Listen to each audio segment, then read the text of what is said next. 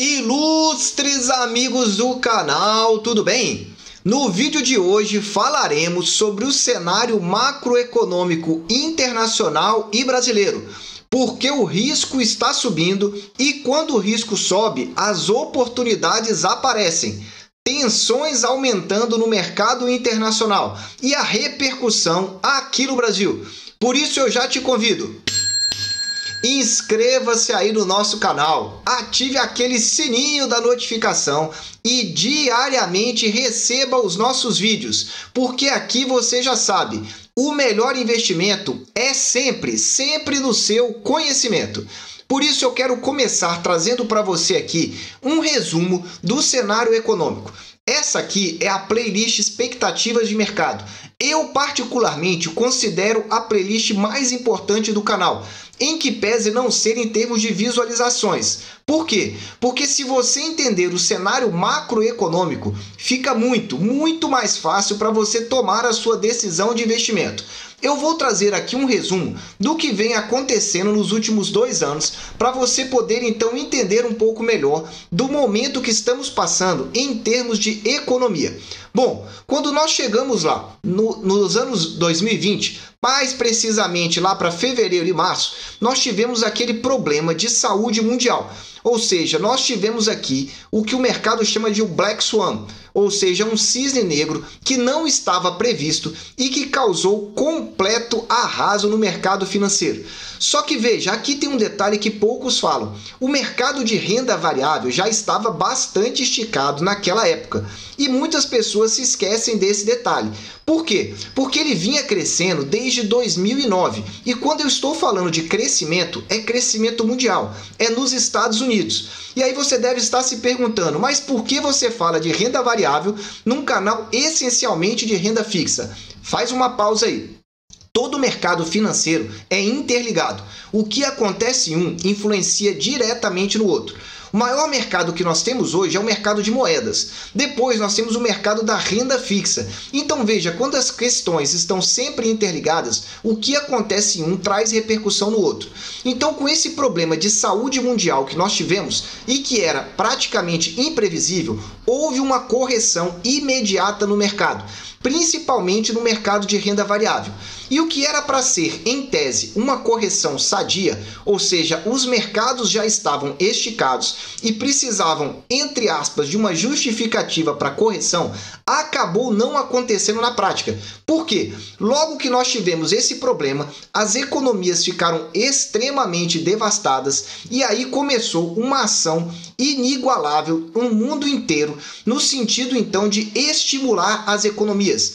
Juros baixíssimos, e aí nós verificamos juros no Brasil a 2%, que é juros de país desenvolvido, juros nos Estados Unidos a 0,25% mantido. Por quê? Se você mantém os juros baixos, estimula as pessoas físicas e as empresas a continuarem girando a economia, ou seja, pegando empréstimos, investindo para que a economia não parasse.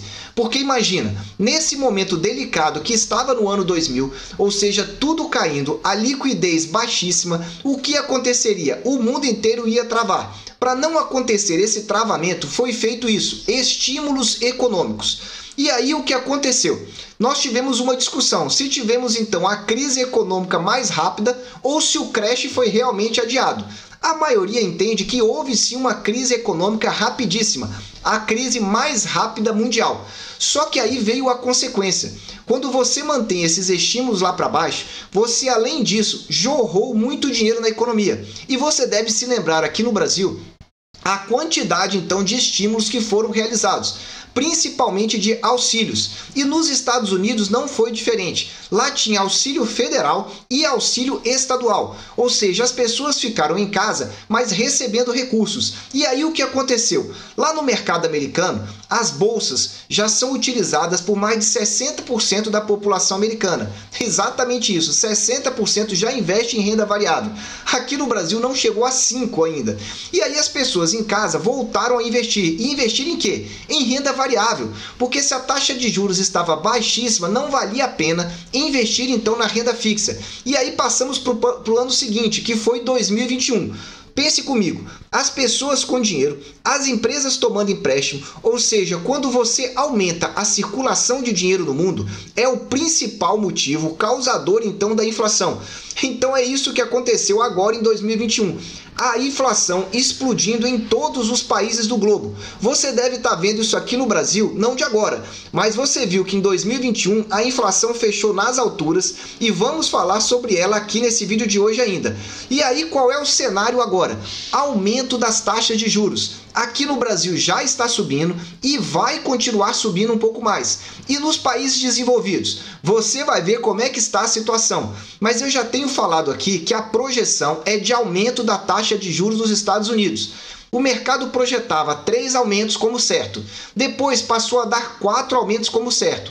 O Goldman Sachs, que é um dos principais bancos americanos, já está dando como certo 5 aumentos da taxa de juros nos Estados Unidos. E o que significa isso a nível mundial? É uma mudança no ciclo econômico, ou seja, as bolsas param a ter aquele rendimento e a renda passa a migrar automaticamente para a renda fixa. E aí eu quero mostrar isso aqui para você, que é o que demonstra isso que eu estou te passando. Isso que você está vendo aí na sua tela é a bolsa SPX, a bolsa americana. Veja que ela atinge aqui o máximo, eu vou até aumentar aqui para facilitar a sua visualização. Veja que ela atingiu aqui o máximo no final do ano passado, atingindo aqui, ó, final de dezembro, início desse ano. Chegou a 4.800 pontos. Depois, na virada do ano, ela já está em 4.300, de 4.800 pontos para 4.300. Ou seja, nós já verificamos aqui uma queda significativa, que é possível até nós dimensionarmos, marcarmos aqui qual tem sido essa queda. 10,5%. Aí você fala, mas isso não é muito. Para uma bolsa americana é, porque ela passa a voltar aqui, ó, ao patamar de outubro de 21. Se voltarmos mais para trás, vamos verificar que pode ser até um patamar de julho de 21. Então é uma correção bem forte. E se nós olharmos outras bolsas dos Estados Unidos, podemos ver parecido. Por exemplo, o Dow Jones, que é outra bolsa americana. O cenário é o mesmo, ó, parece até que é o mesmo gráfico, mas não é. Essa bolsa estava em 36.500 pontos. Vou marcar aqui o ponto máximo dela e vou aqui marcar aqui para baixo. Ó. Aliás, a queda está aqui mais embaixo, agora é que eu estou verificando. Então a gente vê aqui também uma queda ainda maior quando nós colocamos aqui o Dow Jones, que é uma bolsa mais tradicional aqui americana. Veja, 8,72. Então estamos vendo quedas na renda variável que não tínhamos anteriormente. Se eu colocar aqui a cada candle um mês, você vai verificar como que essas bolsas vinham crescendo ano após ano. Aqui é nítido esse crescimento, mesmo quando você olha mensal. Aqui foi a queda dos problemas que tivemos de saúde. Mas repara anualmente como vem crescendo sistematicamente, ó. Repara a linha de crescimento que nós vamos tendo. Eu falei de 2009, aqui tem até de 2010. Veja como a tendência é de crescimento. Então são praticamente 10 anos em que o crescimento, aliás, mais de 10 anos, 13 anos, em que o crescimento nos Estados Unidos vem acontecendo. Só que a economia se move em ciclos econômicos e tudo indica que esse ciclo está próximo de se inverter e ter uma mudança mais forte para um ciclo então de quê? De retração. E aliado a essa sistemática, nós estamos verificando agora fragilidades político-econômicas já no ano de 2022. Primeiro ponto que eu tenho trazido para vocês em quase todos os vídeos aqui dessa nossa playlist: risco de calote ou de default nas incorporadoras lá no grande país asiático. Por que esse risco é importante? Porque grandes bancos fizeram investimentos lá. E se um calote grande for dado, isso pode repercutir no mundo inteiro. Segundo problema que está aumentando, principalmente agora em 22, um risco de um conflito militar. Você deve estar vendo as notícias da possibilidade da Rússia até invadir a Ucrânia, a mobilização militar intensa. Se isso acontece, o efeito imediato vai ser a disparada do petróleo e a valorização do dólar, ainda mais. Além disso, nós temos acontecimentos aqui que podem piorar ou fragilizar esse momento político-econômico. Um primeiro deles, que poucas pessoas estão falando, é que nós vamos ter eleição nos Estados Unidos. Só que não é para presidente, é para o Congresso americano. E a política tem indicado que os democratas, ou seja, aqueles que apoiam Joe Biden, devem perder então aí a sua maioria no Congresso americano.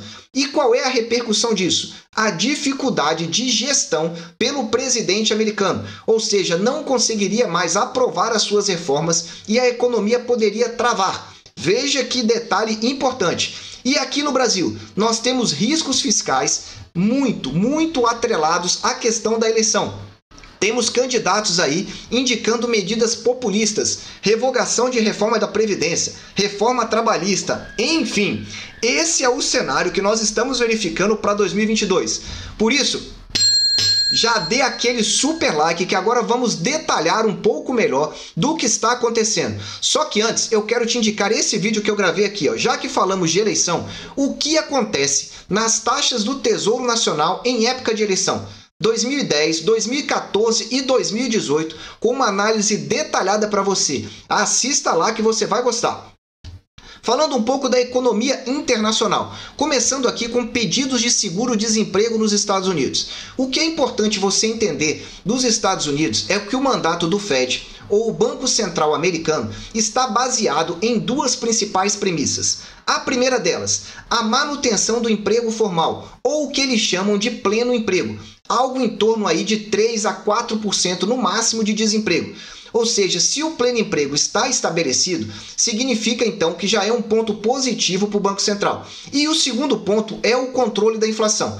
Então veja aqui que nós voltamos a ter aumento dos pedidos de seguro-desemprego nos Estados Unidos. Tínhamos tido aqui uma média muito baixa, isso aqui é semanal então, para que você entenda, e agora voltaram a aumentar. Precisamos verificar se esse aumento aqui foi um caso isolado ou se isso é uma tendência, mas já gera um certo alerta na economia. Por quê? Se o desemprego voltar a aumentar, é provável que o Fed não aumente tão rápido a taxa de juros, porque é um sinal que a economia pode não estar caminhando muito bem. Vai anotando aí. Outro ponto importante que você não deve ter visto em nenhum canal são os sinais de aversão ao risco. O que é esse gráfico aqui? Esse gráfico aqui é um ETF, ou seja, um fundo de high yield, de junk box, ou considerado no mercado como títulos mais arriscados da BlackRock. A BlackRock é um dos maiores, se não for o maior fundo que tem de investidores. E ele registrou aqui, ó, bem no cantinho aqui embaixo, o maior fluxo de saída de recurso desde março de 2020. Então veja comigo, primeiro ponto que você tem que ficar atento. Nós estamos falando de títulos mais arriscados. E nós estamos falando de saída desses títulos mais arriscados. Ou seja, é um mercado dando um indicativo de que as instituições estão saindo ou estão então se retraindo desses investimentos mais arriscados no mercado financeiro. Junte-se a isso a queda do mercado acionário que você já está verificando nesses últimos 30 dias. Vai anotando aí e juntando as peças desse quebra-cabeça. Só que tem um detalhe, enquanto a economia mundial parece caminhar para então aumento das taxas de juros, para conter então a inflação, o grande país asiático vai na contramão do mundo. Exatamente isso. Fez o segundo corte na taxa de juros deles. A taxa reduziu de 3,85% para 3,7%. E aí você se pergunta, bom, se está todos os países preocupados com inflação, por que eles estariam fazendo isso? Bom, a justificativa principal é uma tentativa de reaquecer a economia, porque o PIB caiu muito e tem desacelerado a economia desse país. Então, se os indicativos não são muito bons, você mexe na política monetária ou, em essência, na taxa de juros para tentar reaquecer a economia que pode não estar muito bem. Só que o efeito disso, se não der certo, pode ser um desastre completo. Essa é a grande verdade. Vai anotando aí porque parece que nem todo mundo segue no mesmo caminho da economia mundial. E aí eu começo a falar então aqui, principalmente da inflação, que eu tenho trazido dados para vocês aqui, semana após semana. Só que antes de falar aqui da inflação, eu preciso falar desse vídeo que nós regravamos aqui, ó. A nossa playlist, qual a melhor taxa e o melhor preço. Está regravada lá com o IPCA principal e está regravada também com o Tesouro Pré-fixado principal e que paga juros semestrais, mas o do IPCA está imperdível. Assista aqui no alto, porque as taxas não estão boas não, estão maravilhosas e os preços também, para você entender melhor. Continuando, inflação elevada em toda a Europa. Vou repetir para você, em toda a Europa, as grandes potências europeias indicando isso. Se não, veja aqui, ó, no Reino Unido, atingiu aqui, ó, à sua direita 5,4%. É a maior inflação em 30 anos. Em 3 décadas, você não ouviu errado. E veja aqui o gráfico da inflação, que isso é que é muito interessante. Quando você repara aqui, ó, do 2018, parecia que ele tinha atingido o ápice. E foi isso mesmo. A inflação veio caindo até o finalzinho aqui, aproximadamente 2020. E aí começou a subir assustadoramente aqui em 2021, chegando então a 5,4%. É uma inflação muito alta para país desenvolvido. Se você acha que é um caso isolado, eu trago aqui o da Alemanha. Fechou em 5,3% e também é a maior inflação em 30 anos. Esse histograma aqui mostra para você a inflação desde a década de 60. Repara o dado aqui à sua direita, tá aqui, ó, 5,3% é o dado. Olha esse histograma como ele é muito acima de todas as décadas para trás. E vai se comparar lá com o finalzinho, então, dos anos 90. Veja que inflação impressionante em países que não estão acostumados a tratar com esse tipo de problema. E isso pode ser uma fagulha muito grande e acelerar o aumento das taxas de juros nos países então desenvolvidos. Volto a dizer, 2022 é o ano da renda fixa. Se você já está gostando, dê aquele super like. E se você quer entender como que os grandes investidores, aquelas instituições financeiras que têm dinheiro, como banco, fundo de pensão e fundo de previdência, estão investindo em renda fixa e em particular em títulos do Tesouro, assista aqui, ó, Leilão do Tesouro Nacional. Você vai se surpreender com as informações que temos lá. Continuando então, agora vamos falar do Brasil. Você já sabe que a inflação no Brasil fechou aí em 2021 em 10,6% e é a maior inflação dos últimos 6 anos no Brasil. Então veja, inflação na Europa nos últimos 30 anos, no Brasil dos últimos 6 anos. Aí você vai dizer, estamos bem? Não, não é que estamos bem, é que no nosso país, essa questão de inflação nós acabamos, entre aspas, nos acostumando com isso. Bom, como que estão as expectativas então para 22, uma vez que 21 já é passado? Para 22, nós estamos vendo aqui um aumento novamente da projeção da inflação para 22. Veja que ela estava aqui, ó, se mantendo estável, relativamente estável por 3 semanas aqui no mês de dezembro e início de janeiro de 2022. Só que agora voltou a subir, ou seja, do dia 10 para o dia 17, a pesquisa Focus do Banco Central aumentou aumento da expectativa. Foi para 5,15% agora a expectativa de inflação para 2022. Voltou a subir. E para 2023, em que pese ser mais complicado para o mercado fazer essa projeção, você tem ela aí na sua tela. Está aqui, ó, estável pela primeira semana. Então ela sempre está girando aí, ó, entre 3,30 e 3,50. Só que é bom você acompanhar esse gráfico aqui. Ele não é de uma visualização muito boa, porque é gerado pelo próprio Banco Central, mas diz claramente para você. Veja que na linha azul é a inflação que nós temos para 2022. Veja que lá no início de 2021 estava praticamente estável até mais ou menos abril.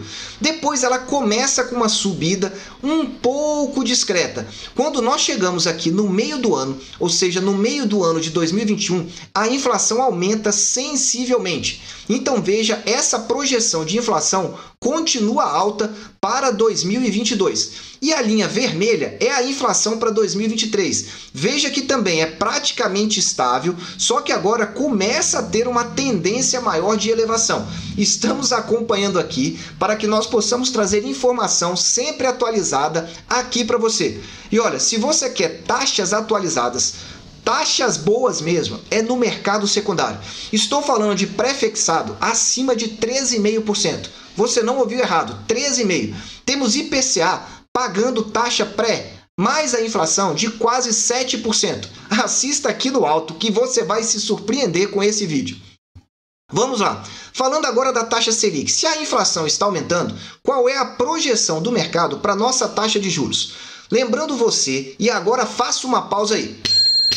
Vamos ter nessa semana, exatamente nessa semana, na quarta-feira, uma nova reunião do Fed. E nós podemos ter novidades importantes em relação aos indicativos de política monetária lá nos Estados Unidos. Isso pode mudar a projeção aqui da taxa de juros no Brasil. Vamos ter reunião no Brasil na semana que vem, no dia 2 de fevereiro, é aqui a reunião do nosso Banco Central americano. E a expectativa, ou a nossa Banco Central brasileiro, e a expectativa é de aumento de 1,5% na nossa taxa de juros, que sairia de 9,25 para 10,75. Só que essa reunião do Fed pode determinar confirmando ou aumentando até essas expectativas. Para 2022, está mantido pelo mercado a projeção de 11,75%. Então veja, se aqui nós temos 10,75 e o Boletim Focus prevê 11,75, continuaremos a ter aumento então nas expectativas das taxas de juros no Brasil. É por isso que eu digo, se você é um investidor, está começando agora o seu investimento, não sabe em que colocar o dinheiro, a taxa Selic vai te proteger nesse momento difícil. Não faço indicação, estou apenas te trazendo informações macro para que você entenda. Para 2023, o mercado está bem otimista, eu diria, projetando ainda uma Selic de 8%. Eu acho muito difícil uma queda da taxa de juros tão acentuada, de quase 12% para aproximadamente 8%. Nós estamos falando de 50% de queda. Acho isso pouquíssimo provável na minha avaliação. Muito bem, continuando aqui, você tem o gráfico da taxa Selic. E novamente, veja na linha azul, quando ela começa a subir, ela dispara. E parece que não para mais de subir. Só que teve um determinado momento aqui que ela ficou estável. Então ela dispara, depois vai fazer um momento de estabilidade. É por isso que eu não acredito que ela vai desabar no ano que vem para em torno de 8%.